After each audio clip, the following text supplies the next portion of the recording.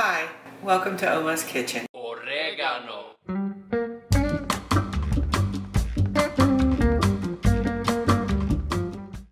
I went to the store and got some fresh cherries today, and we're gonna make a German streusel cherry cake, or Streusel-Kirsch-Kuchen, in Oma's Kitchen today. I'm gonna use a baking tray that's about 9 inches by 12 inches, and I'll show you how we prepare that. The cake goes in the bottom, and then we have this nice fat layer of fresh cherries over that, and a streusel topping over that, and it comes out so nice out of the oven. I have a cherry pitter that does 6 at a time, but even with this one, you have to be careful to get all of the pits out of the cherries. Sometimes they're still in there even after you've used it. And you can get individual cherry pitters that you squeeze and it sticks a thing through there and pushes the pit out the other side. Or you can pit them by hand. No matter how you pit your cherries, whether you do it by hand or you use an instrument to do it, you will still end up red-handed. Your fingers will get stained from the cherry juice unless you wear gloves. So by the end of me making this cake, we're gonna see that my fingers look a little reddish. It's just because I have pitted a bunch of cherries. Even doing it with a piece of equipment, it'll still stain your hands. It's just part of the deal of baking.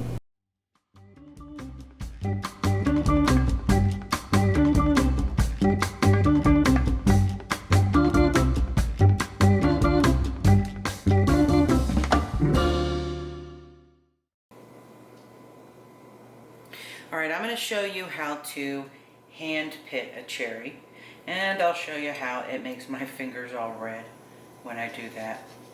And all I'm doing is taking a sharp, small knife with a serrated edge. See, I'm right down to the stone in the middle. And you have to dig your fingers or the knife in and pull it apart. So you have to cut the pit out. It is a way to do this. It does take longer. Now the thing about my hand pitting is it actually cuts the cherries in half. When I use this piece of equipment, it forces the pit through the cherry and out the other side, but it leaves the cherry whole. So even when I use this, I still have to cut them in half by hand. This is adjustable, this piece here. So you can make it as big or as small as you need it to be so that these two pieces sit on the edge of a bowl. Okay, so you want the little rubber edges to sit on the edge of the bowl with this. These are washed cherries. You put in 6 at a time without the stem on them.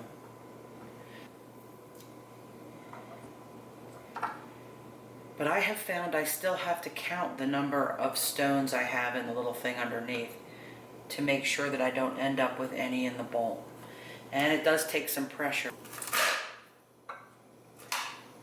And you see there's a pit. Can you see that? There's a pit right there. So now I look in here and I count 1, 2, 3, 4, 5, 6. I want to make sure I have 6 pits, because sometimes you get a little piece of the cherry that looks like the pit, but there's no pit in there. So 6 pits into my other bowl, and then these can come right off and go into the bowl underneath. This is handy. It does kind of help speed up the process, but for cake or pie I still need to cut them at least in half when this is completely done. So I'm going to do a few sets of these to show you, and it is quicker than running the knife along each individual cherry.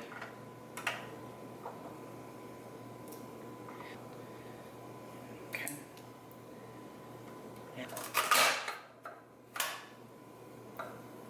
Let me make sure I have 6. I do. And these go into the bowl. That's how that works. So once we have a whole bowl full, I'll show you my last set and then we'll cut them in half. Alright, you can see how stained my fingers are just from touching the cherries. So for the rest of the time I'm making this cake, it's going to look like I didn't wash my hands, but I've already washed them like 4 times. So I want to show you the last couple of sets here.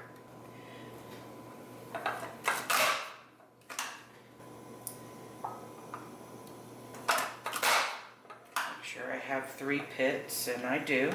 This is about 1.25 pounds of cherries, but anything from like 1 pound to 1.25 pounds is plenty to make this cake. You're just going to do this really nice fat layer of cherries on top of your cake batter.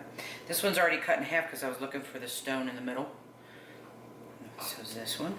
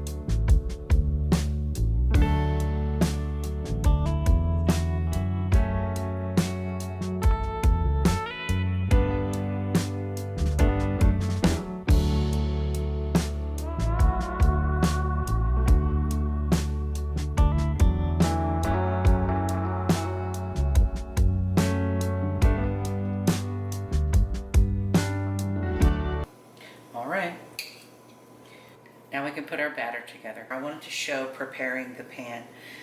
This is a 9 by 12 baking dish. This is a little bit of Crisco. And I don't even need all of this. These are my freshly washed cherry hands. And I've got my Crisco here. And I'm just going to smear it around in the pan. And I'm going to make sure that I get into the corners, because that's where a cake like this likes to stick. This is an eat out of the tray cake. So we don't bother getting this one out or decorating it. When it comes out of the oven, it's got that beautiful streusel topping on the top. Let it cool a little bit before you cut it, and man, it comes out good. We have our all-purpose flour here. Tray is nicely greased. Just gonna throw about 1/4 cup in there. Usually I do this over the sink, but I'm just gonna show you how I do. Tap the tray. And I will go do this over my sink, but I will tap it all the way up the edges of my tray. Okay, so that it actually runs the flour up the edges and sticks to the shortening on the sides. And then once I'm done, I just tap it out of the tray, and the excess falls out. Just so you can see how to, there, grease and flour a cake tray. I have 1/2 cup of butter here. So I'm actually going to open this up and soften it in the microwave. And what I want is soft butter, but not melted butter. The 1/2 cup of softened butter mixed with 3/4 cup of sugar. So this is my 1/4 cup measurement. 1, 2, 3. Set this aside. I will need it for my streusel topping. For now, I will get my sugar and butter mixed together. That's better. Takes a little elbow grease. Alright. I have 2 eggs here. They will go in next. So here's my 2 eggs. I'm going to put those in. Mix those in gently at first, otherwise you're splattering eggs everywhere. And nobody wants that. Get it fluffy. Very nice. Okay. Eggs are nice and mixed in. Use the zest of about 1/2 lemon. It should come out to a couple teaspoons of lemon zest, which is just the outer layer of the lemon. I had this left over from something we made the other night, so it works out perfectly. Be able to put some of this in there. This brightens up your cake batter a little bit. Doesn't feel as heavy when you eat it. One more little spot. Okay. So mix this in. I will use the rest of that lemon probably tonight to make that sauce I was talking about. Try not to waste anything if you can avoid it. The earth bothered to grow it. Try not to waste it. Half a teaspoon of vanilla extract.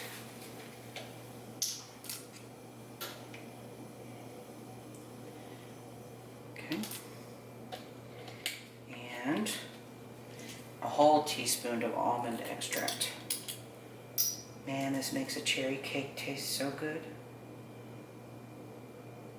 There we go. So, almond extract. It smells wonderful. Of course, butter, sugar, almond extract. Of course it smells good. Sometimes I wish this was smell-o-vision, so you could smell things as I'm putting them together. We need 1 1/4 cups of all-purpose flour that I shook when I got it out of the cabinet. You can see it's not compacted in there. That helps your measuring come out better, to have a little air in your flour. So we're going to do 1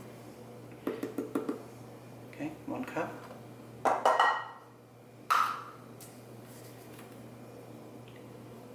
1/4 cup.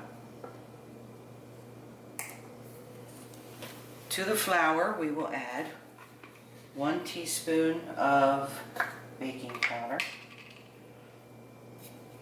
And you know about that line there for the measuring. Works out very well. And 1/4 teaspoon of salt. So that's about 1/4 teaspoon of salt. All right, so this really is everything that goes in our cake batter. And it doesn't look like enough cake batter, but it is, because it gets smeared in the bottom of the cake tray. And then we get this layer of fresh cherries on top. And then there's streusel that goes on top of that. See how thick this batter is? That's exactly the way it's supposed to be. So we're going to actually put this cake batter into this tray, because it doesn't want to stick to the pan, because the pan is greased and floured. So we're going to have to spread this out a little bit into the tray.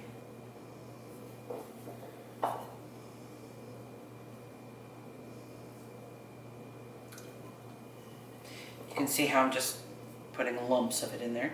Mm-hmm. I will push them together in a minute. I think that's got all of it.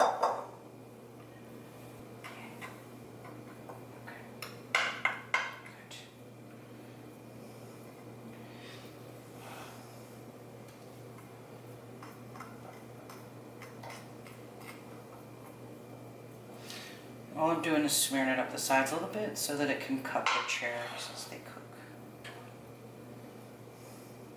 There we go.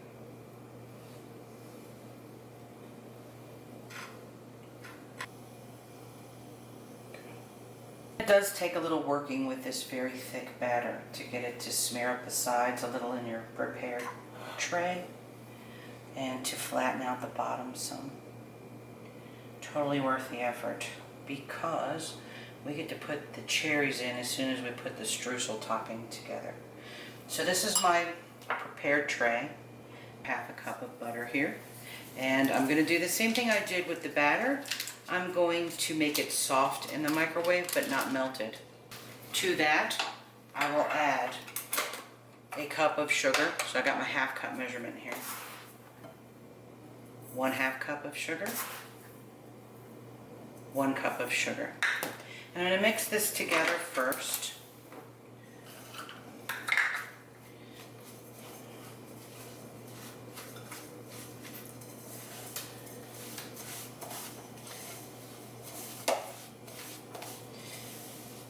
A cup of all-purpose flour. Add it in. And on top of that, I will add a scant teaspoon of cinnamon, meaning not quite a teaspoon, about like that. Whole nutmeg, ooh, upside down, whole nutmeg. And I have one that I've been working on, microplane here. And so into the Just hold on to it, and probably a half a teaspoon of nutmeg. Not quite as much as the cinnamon. So this flour and spices becomes part of our sugar and butter mixture, and that makes a streusel. And it will get crumbly once we get it all mixed together here.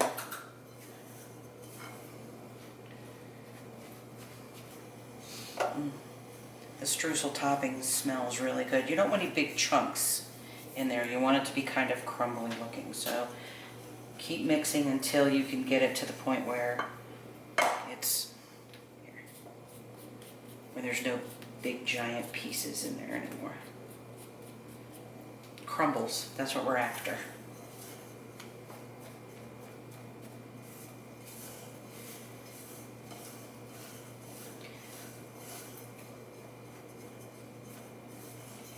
And this melts and becomes kind of crumble crust as it's baking. All right, I think we're about there. And so I'm going to put the fresh cherries in piles.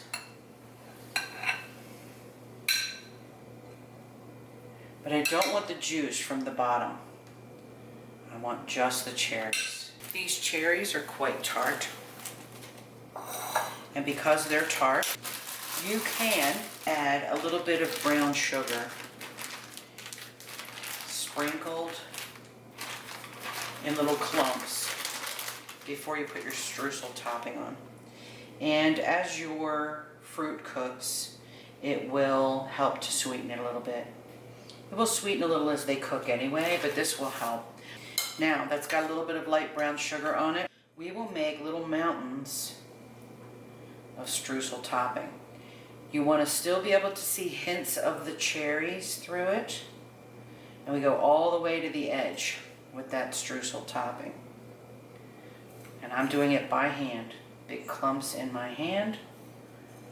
My clean hands. Wash your hands before you cook.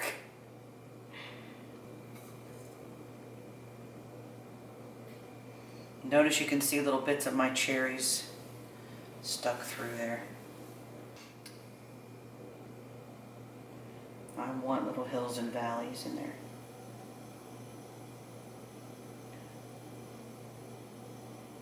There we go. I think we're about done. Into the oven it goes. 350 degrees to 360 degrees depending on your oven. We'll come back. This is our beautiful sizzling cherry streusel cake.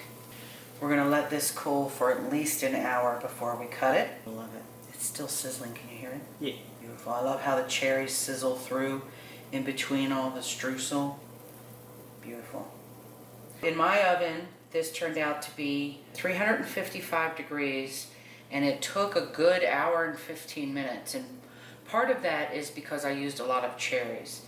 If you use a little bit less fruit, it will take a little less time in your oven. You may have to add extra time. Stick a skewer in the center or a knife in the center and see if it's done. This took a while, and part of it is the amount of fruit. So this has been cooling for a good hour now. So we're going to actually cut into it. You can hear the crunchiness of that streusel topping. So let me cut that out.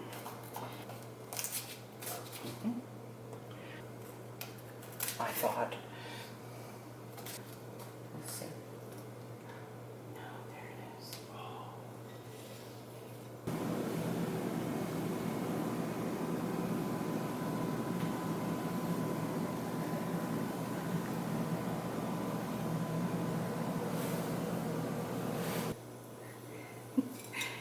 Oh man, that looks so good. Look at that.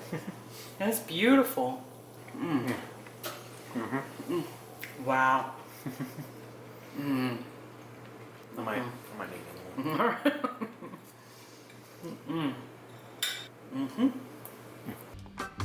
Thank you for joining me in Oma's Kitchen.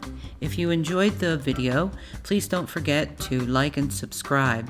I'll upload more tasty videos soon, and a special shout out to Moon Pie and Lil Bit. Till next time. Oregano.